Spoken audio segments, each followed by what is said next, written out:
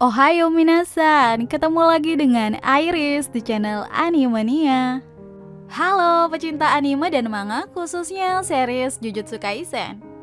Kali ini kita akan kembali dengan membahas ahli Jujutsu terkuat. Yap, siapa lagi kalau bukan Gozo Satoru. Kita udah paham betul, Gozo Satoru adalah tokoh yang memiliki kekuatan overpowernya. Gak bisa diterima dengan akal sehat. Tapi percaya atau enggak, Gozo pernah diceritakan hampir mati loh dalam cerita manga Jujutsu Kaisen. Loh kok bisa? Jujutsu terkuat kalah? Penasaran? Kita bakal bahas tentang Gozo Satoru di konten kita kali ini. So let's go!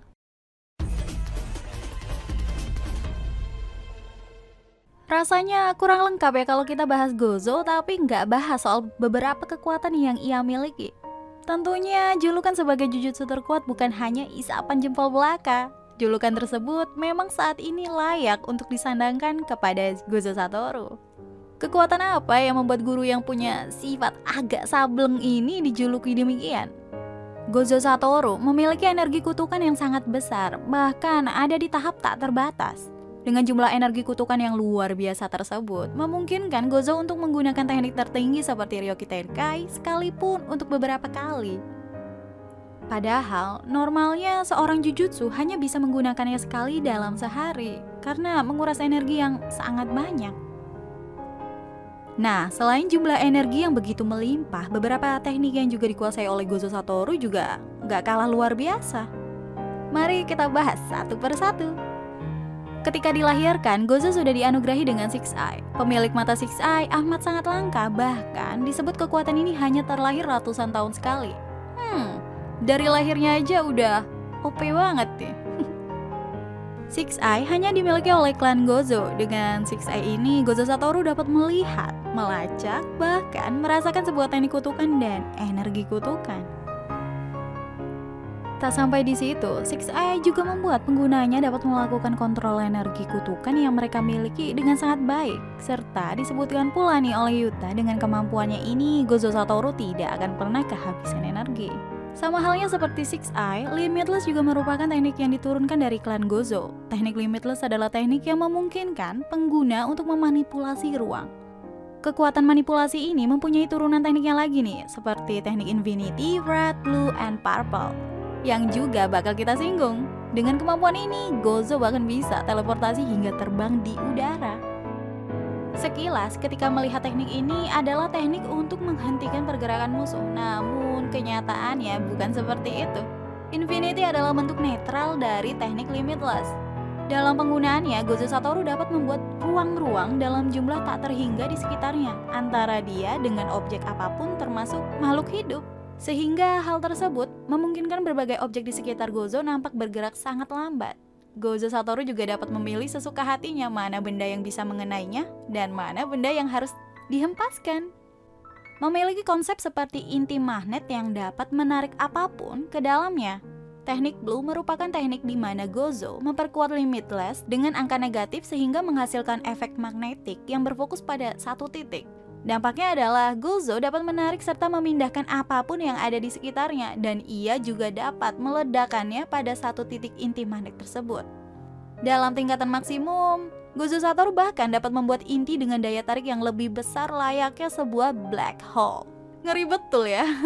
Kalau teknik Blue adalah teknik yang memiliki kekuatan untuk menarik, maka teknik Red adalah kebalikannya karena mempunyai kekuatan untuk mendorong. Teknik Red merupakan teknik yang pengaktifannya menggunakan konsep teknik pembalik sebagai dasarnya, yaitu dibutuhkan penggabungan energi negatif untuk menghasilkan kekuatan positif. Karena itulah dengan teknik pembalik tersebut, Gozo Satoru membalikan sifat Blue yang awalnya menarik menjadi mendorong. Dengan teknik ini, Gozo mampu melepaskan energi kutukan miliknya seperti tembakan energi dan menghempaskan apapun yang ada di dekatnya. Selanjutnya ada teknik Hollow Purple. Teknik ini merupakan penggabungan dari teknik Blue and Red. Jadi, dengan penggabungan tersebut dihasilkannya sebuah teknik yang dapat mengeluarkan tembakan energi dan akan menghempaskan semua objek yang ada di jangkauannya. Kalau kata Todo sih, teknik ini benar-benar di atas standar.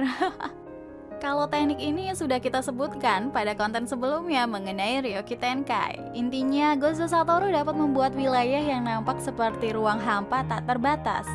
Musuh yang terperangkap akan dibuat menerima berbagai informasi dalam sekejap. Musuh akan merasa bahwa mereka dapat melihat, mendengar, dan merasakan semua informasi tanpa henti, hingga membuat musuh nggak bakal bisa melakukan apapun. Bahkan dibuat terdiam dan tak berkutik sama sekali. Gimana? Luar biasa banget kan kekuatan Gojo Satoru ini? Nggak heran rasanya kalau dia sampai disebut sebagai jujutsu terkuat. Nah, pada saat Gojo Satoru masih duduk di bangku SMA Jujutsu cabang Tokyo, ia hampir dikalahkan nih. Loh kok bisa? Padahal penyihir terkuat loh. Siapa yang bisa bikin Gojo Satoru sampai terpojok? Jawabannya adalah Toji Fushiguro, ayah dari Megumi Fushiguro. Saat itu, bersama Geto, Gojo diberi misi untuk melindungi wadah plasma untuk Master Tengen yang bernama Riko Amanai. Sebagai wadah plasma, Riko diincar oleh banyak penjahat karena dihargai tinggi bagi siapapun yang bisa membunuhnya. Awalnya misi ini berjalan baik. Semua musuh yang mengincar Riko dikalahkan dengan mudah, baik oleh Gojo maupun oleh Geto. Sampai suatu ketika, Gojo yang saat itu sudah agak kelelahan karena telah banyak menggunakan energi untuk melindungi Riko, diserang secara mendadak oleh Toji. Gojo ditusuk menggunakan pedang hingga menembus dadanya. Beruntung saat itu Gojo masih bisa selamat karena dengan sigap ia mampu mengurangi efek dari serangan tersebut. Pertarungan antara Gojo versus Toji pun dimulai. Gojo mulai menyerang menggunakan teknik blue dan menghancurkan segala yang ada di dekatnya.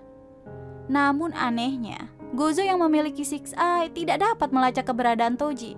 Ternyata Toji tidak memiliki energi kutukan. Tubuhnya juga punya fisik yang sangat kuat, serta memiliki gaya bertarung yang sangat lincah menggunakan senjata tingkat tinggi miliknya.